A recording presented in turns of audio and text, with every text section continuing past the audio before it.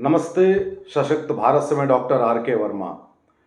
साथियों, आपको याद होगा कि एक वीडियो में मैंने एक मैसेज दिया था कि 22 जनवरी को राम जन्मभूमि में रामलला के मंदिर के उद्घाटन के बाद तुरंत हमें चुनाव डिक्लेयर कर देने चाहिए थे। और अरविंद केजरीवाल के बारे में भी ये बात मैंने कही थी कि इनको, अगर इनके ऊपर चार्जेस हैं तो जल्दी से जल्दी इनको जेल में डालना चाहिए था।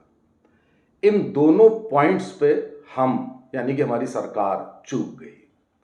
अब उसका परिणाम क्या हुआ कि इस समय आप देख रहे होंगे कि दिल्ली बॉर्डर पर आपको किसान आंदोलन, ये फर्जी किसान आंदोलन, किसान केवल नाम लिया जाता है बदनाम करने के लिए, क्योंकि आप सब जानते हैं कि ये किसान आंदोलन ना होकर के ये कॉकटेल है देश विरोधी लोगों का, खालिस्तानियों का और मिडिलमैन का।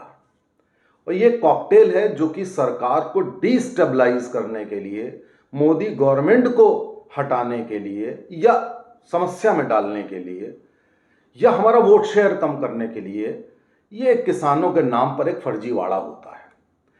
इनकी डिमांड में क्या होता है कि ये नंबर 1 पॉइंट या 2 पॉइंट, ये एमएसपी और ये सब जो आपको दिख रहा है, ये ऐसी डिमांड्स हैं कि इनको पूरा करने के लिए पूरे देश का बजट भी अपर्याप्त है। यानी कि आप पूरे देश का बजट ले लीजिए, कुछ ना करिए देश में, सब कुछ इनको दे दीजिए, तो भी इनकी डिमांड नहीं पूरी हो पाएंगी, ये आप समझ लीजिए। तो इसी तरह से ये डिमांड बनाई गई हैं।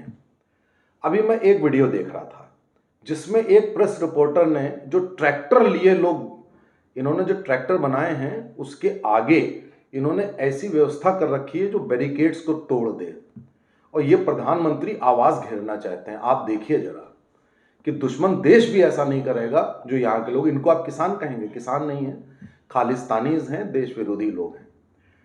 उससे जब प्रेस रिपोर्टर ने पूछा कि भाई आप ये जो ट्रैक्टर लेके जा रहे हैं तो आपकी डिमांड क्या है, अब वो ट्रैक्टर चलाने वाला ड्राइवर, अब वो तो वो चीज बता नहीं पाएगा जो चीज एक डिस्गाइज्ड वे में है। उसने तुरंत कहा पंजाब को छुड़वाना है, खालिस्तान बनाना है, इसके लिए है ये। यानी कि जो सही बात थी वो उसके मुंह से निकल गई, उस ड्राइवर के मुंह से निकल गई।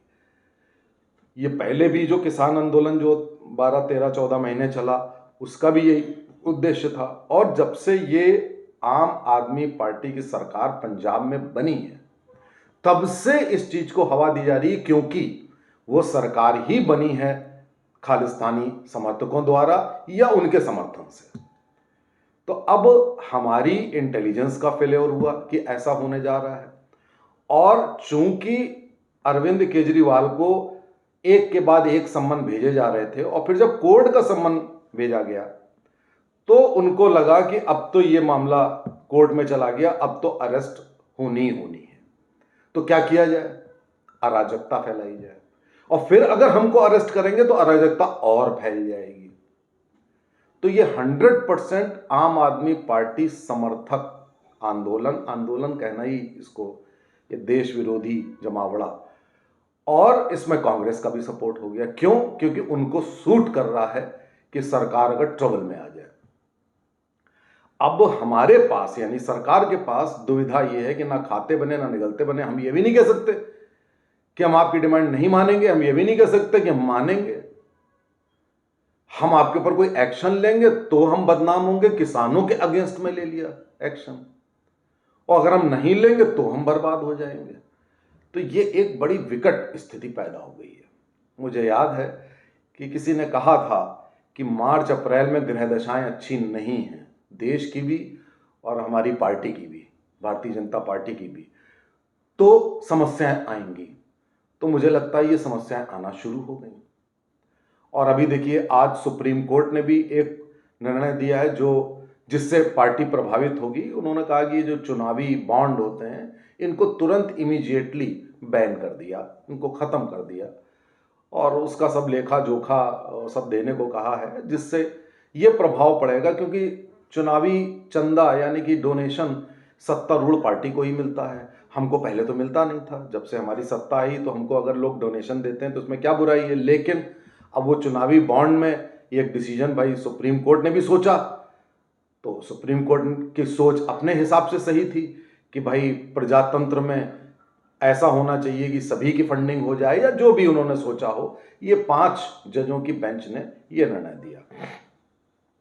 हमें लगता है, जो मैंने पहले अपने वीडियो में कहा था, कि अगर सरकार 1-1.5 महीने पहले इलेक्शन करा लेती है, बहुत पहले ये बात आ गई थी कि सरकार दिसंबर में कराने जा रही है, उसके बाद ये हुआ कि मार्च में कराने जा रही है, क्योंकि 9-10 मार्च को बोर्ड के एग्जाम खत्म हो जाने के बाद इलेक्शन कराया जा सकता था, कोई दिक्कत थी नहीं।